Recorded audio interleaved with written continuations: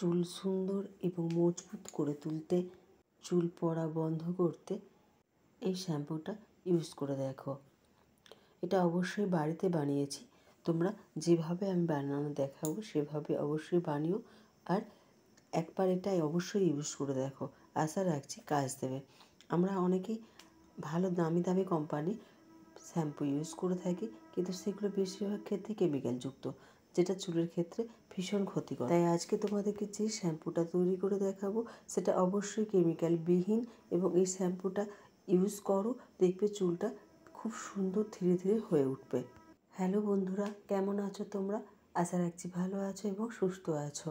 আমি সাধারণত তোমাদের জন্য প্রত্যেক দিন নতুন নতুন ত্বকের এবং চুলের কীভাবে যত্ন নেবে ঘরোয়া উপায়ে সেই সমস্ত ভিডিওগুলোই আপলোড করে থাকি।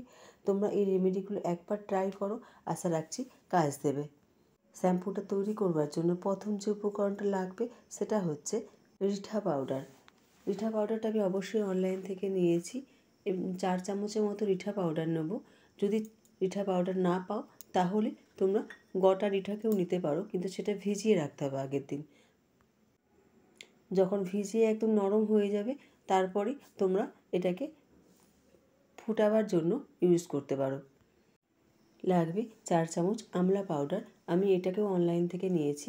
তোমাদের কাছে যদি আমলা পাউডার না থাকে তাহলে শুকনো আমলকিও নিতে পারো, কিন্তু এটাকে অবশ্যই শুকনো আমলকি যদি নাও তাহলে আগের দিন রাত্রেবেলা অবশ্যই ভিজিয়ে রাখবে, যাতে পরের দিন নরম হয়ে যায়। লাগবে 4 চামচ শিকাকাই পাউডার। শিকাকাই পাউডার যদি না থাকে তাহলে তোমরা গোটা শিকাকাই ইউজ করতে পারো, কিন্তু অন্যান্য উপকরণের মতো এটাকেও রাত্রেবেলা ভিজিয়ে রেখে দিতে হবে, যাতে পরের দিন সকালবেলা নরম হয়ে যায় এবং শ্যাম্পুর ক্ষেত্রে ইউজ করতে পারো। লাগবে 2 চামচের মতো চাল। আমরা যে চালের ভাত খাই সেই চালই নিয়েছি, আমি সেদ্ধ চাল 2 চামচ নিয়েছি। এবার গ্যাসের উপর একটা পাত্র বসিয়ে তাতে 3 লিটারের মতো পানি দিয়ে দিতে হবে, আর এতে সমস্ত শুকনো উপকরণ দিয়ে দিতে হবে, দিয়ে ভালো করে এটাকে মিশিয়ে নিতে হবে।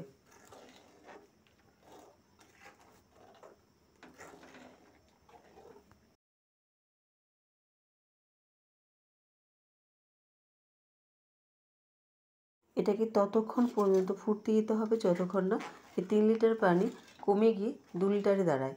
ততক্ষণ এটাকে খুব ভালো করে ফুটতে দিতে হবে। দেখো ইতিমধ্যেই শ্যাম্পুর মতো যে ফেনা সেটা চলে এসেছে আমার। আমি আরেকটু ফুটাবো এটাকে।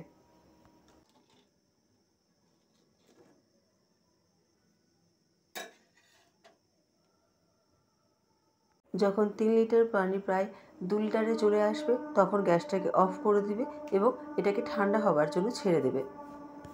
যারা গোটা ইউজ করেছো, গোটা আমলকির শিকাকাই বা রিঠা পাউডার, তারা এই উপকরণটা যখন ফুটে উঠবে তখন ঠান্ডা করতে দেবে। ঠান্ডার পর ছেঁকে নিও।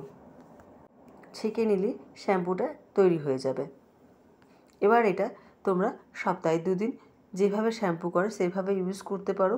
যদি শ্যাম্পু অনেকে মনে হয় যে শ্যাম্পুটা যে শ্যাম্পুর যেরকম ফেনা হয় সেরকম নেই, তাহলে তোমরা বেবি শ্যাম্পু এতে একটু মিশিয়ে নিতে পারো। তাহলে দেখবে পুরো একদম দোকানের মতো শ্যাম্পু এসে যাবে। আর এটা ইউজ করার পর কন্ডিশনার চাইলে ইউজ করতে পারো, না হলে ইউজ করবার দরকার নেই, কারণ এটাতেই সব কিছু উপকরণ দেওয়া আছে। ফ্রেন্ডস, শ্যাম্পুটা কেমন হয়েছে প্লিজ তোমরা ইউজ করে দেখো। যদি উপকৃত হও তাহলে প্লিজ একটু কমেন্ট বক্সে জানিও। আর ভিডিওটা যদি ভালো লেগে থাকে তাহলে প্লিজ চ্যানেলটিকে সাবস্ক্রাইব করে ভিডিওতে লাইক এবং শেয়ার করে আমার পাশে থেকো।